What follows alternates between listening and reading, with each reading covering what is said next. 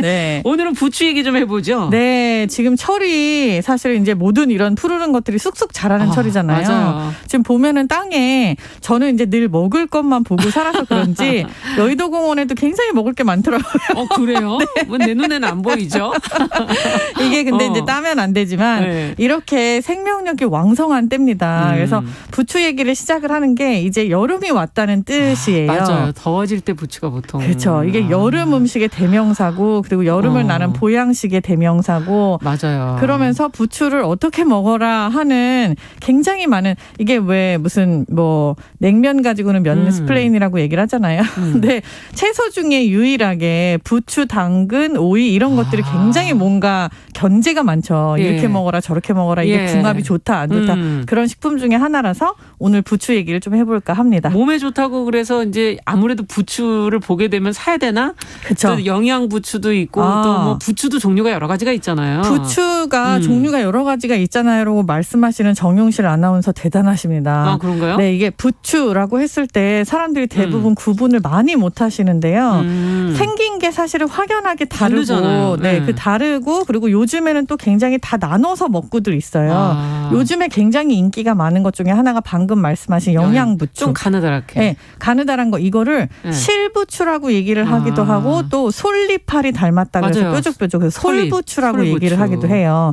근데 요거는 계량종이지만 요 부추 자체가 가지고 있는 영양 성분이 실제로 우리가 알고 있는 것보다 조금 더 농축되어 있는 게 맞아요. 작은데도 불구하고. 이름이 그래서 영양부추. 네, 그래서 영양부추 그리고 솔부추, 실부추 이렇게 나눠서 이거는 부르기도 보니까는 하고. 무쳐 먹어도 괜찮지만 뭐 너무 맛있죠. 샐러드 해서 네. 드셔도 될 것 같아요. 생으로도 먹지만 저는 이게 살짝 익잖아요. 열을 살짝 가하면 굉장히 단맛이 강해져요. 그래요? 그래서 저는 주로 부추전을 대부분 조선 부추로 많이 맞아요. 하시지만 이거를 솔부추로 하는 걸 좀 권해드려요. 여기에다가 양파를 얇게 썰어가지고 그거 2개만 딱 부쳐갖고 해서. 먹으면은 굉장히 달고 맛있어요. 해봐야 되겠네요. 근데 부추 종류 얘기한 김에 이제 방금 말씀드린 조선 부추도 있고요. 좀 넙대대하네. 그렇죠. 약간 넙대대한데 좀 짧죠. 네. 그리고 길면서 더 넙대대한 호부추가 있어요. 중국 부추. 중국 부추. 네. 부추 맞아. 자체의 원산지는 솔직히 동남아시아에서 온 거예요. 근데 이제 중국 부추라고 하는 것도 중국의 약간 남쪽 좀 더운 지방에서 나오는 그런 부추들이 있거든요. 그게 우리나라에 들어온 거고 요 부추들은 아무래도 희소 가치 때문에 네. 저희 중국집에 가면은 이런 얘기가 있어요. 부추 잡채 시가. 시가. 그렇죠. 시가. 그게 이제 다 호부추를 사용해서 그렇고 실제로 조선 부추보다는 조금 더 가격이 나갑니다. 그렇군요. 그리고 혹시 두메부추라는 얘기 들어보셨나요? 저는 그거는 모르겠는데요. 차이부라는 허브는 들어보셨죠? 네. 네. 이게 두메부추하고 차이부가 이제 야생 허브의 일종으로 이렇게 분류가 되기 때문에 두메부추를 차이부라고 얘기를 하기도 하는데 두메부추는 우리가 흔히 알고 있는 그 두메산골이라고 하는 거기에서 나온 이름이에요. 그렇군요. 이게 그냥 이렇게 땅에서 막 자라는 게 아니라 산 깊은 데서 조금 더 억세게 파같이 조금 밑단이 더 두꺼워요. 네, 맞아요. 두꺼워요. 그래서 이걸 두메부추라고 하고 일반적으로 우리가 알고 있는 조선부추하고 두메부추를 구분할 수 있는 가장 좋은 방법은 뭐 파같이 밑단이 넓다 이런 거 이외에 꽃이 달라요. 그렇군요. 부추꽃. 네, 부추꽃 보셨어요? 한 번 본 적이 있어요. 예. 요즘에 이제 많이 보여요. 부추꽃이 지금부터 밭에서 한번 이제 지나고 그렇죠. 한 6월 정도 됐을 때 보이는데 이 부추꽃이 하얀색으로 약간 민들레 홀씨 동그라미처럼 그렇게 생겼거든요. 끝에. 근데 꽃잎 자체가 굉장히 뾰족한 게 되게 예뻐요. 약간 페랭이 비슷하게 생긴 근데 하얀색이고 그리고 두메부추, 두메산골 두메부추는 거기에 붙어 있나요? 네, 보라색이에요. 보라색? 네. 상상 못한 색깔이네요. 그렇죠. 네. 그래서 이게 꽃으로 구분을 하는 게 제일 쉽지만 사실 꽃이 지고 나면은 잘 모르죠. 그래서 이제 뭐 부추는 다 맛있으니까 어차피 잘 챙겨 드시면. 네. 그리고 두메부추가 영양적으로 봤을 때 성분을 따져봤을 때는 우리가 흔히 알고 있는 조선 부추에 비해서는 영양적으로 좀 월등히 우수합니다. 그렇고 농축돼 있군요. 네. 조금 그러면 더 영양적으로 어떻게 좋다는 거예요? 좋다는 말은 들었는데 어디에 뭐가 좋은지는 잘 모르겠어요. 뭐 부추하면 따라다니는 단어 혹시 뭔지 아십니까? 약간 자양강장? 그쵸. 네. 이거 정력제로 되게 유명해요. 부추의 원래 이름이 기양초예요. 그러니까 이게 기를 세우는, 양기를 세우는 그런 초다라고 해갖고 기양초라고 부르는데 또 부추가 여러 가지 이름이 있잖아요. 저희는 집안 어르신들이 이북 분들이어갖고 부추를 푸추라고 불러요. 푸추. 네, 푸추라고도 부르고 또 아래쪽 지방 부산 쪽에서는 정구지라고. 정구지 들어봤어요. 정구지는 뭐 부부간의 정을 90세까지 나눌 수 있게 해주는 그런 초다라고 해갖고 정구지. 또 무슨 뭐 담벼락을 넘는다고 해서 월담초라고. 월담초. 네, 옆집까지 간다. 이게 모두 다 약간 자양강장과 맞습니다. 네. 근데 실제로 우리가 흔히 뭐 노화 방지라고 알고 있는 그런 베타카로틴이나 아니면 뭐 활성산소를 없애는 그런 여러 가지 성분들이 들어있는 건 맞아요.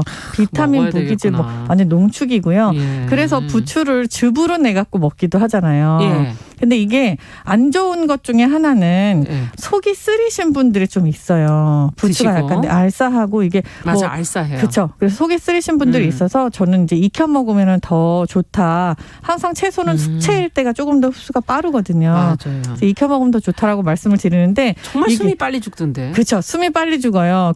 그래가지고 그 찜통에 잠깐 잘못 넣었다가는 찜통은 색깔이 정말 변해버리더라고요. 그렇죠. 그렇게 오래 찌는 건 아니고요. 잠깐 김만 쏘이는 정도고. 밑에다 좀 깔아보려고 그랬더니. 밑에는 안 됩니다. 위에다 까셔야 돼요. 네, 위에다 까셔야 돼요. 항상 원재료 위에다가. 그래갖고 그걸 다 그냥 누렇게 됐더라고요. 그렇죠. 누렇게 될 뿐만 아니라 곤죽이 돼버리죠. 곤죽이 됐어요. 맞아요. 그래서 이게 또 지용성 영양 성분도 생각 외로 있어요. 그래서 전을 부쳐 드시는 게 사실은 어떻게 보면 제일 좋은 방법일 수 있다라고 말씀을 드려요. 네.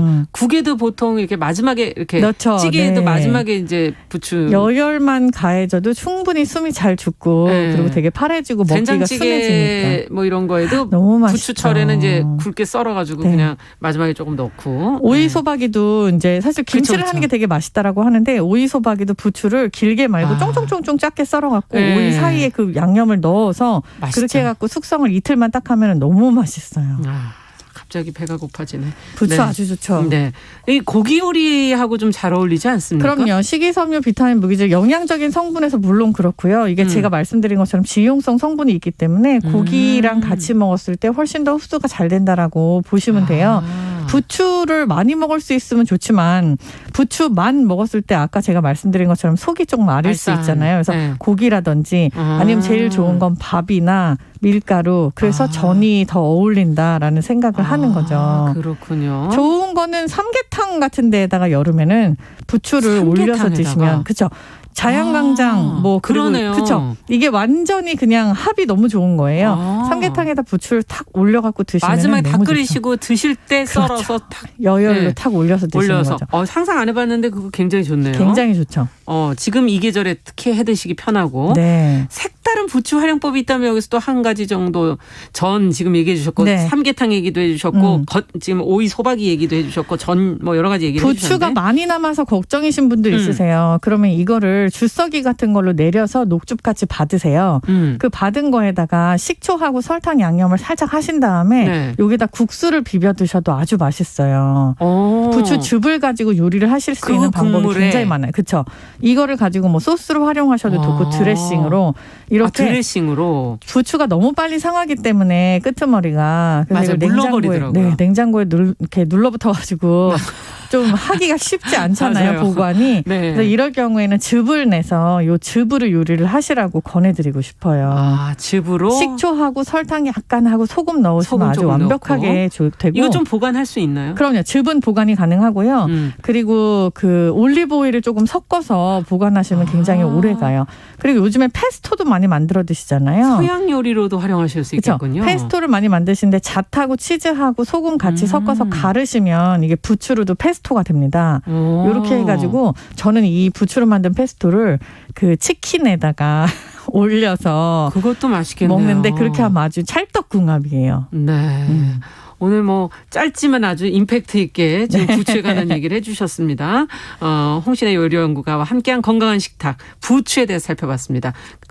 부추즙을 잘 활용해 보시는 것도 좋을 것 같네요. 감사합니다. 감사합니다. 자, 정용실의 뉴스 브런치 월요일 순서도 같이 인사드리겠습니다. 저는 내일 오전 10시 5분에 다시 뵙겠습니다. 감사합니다.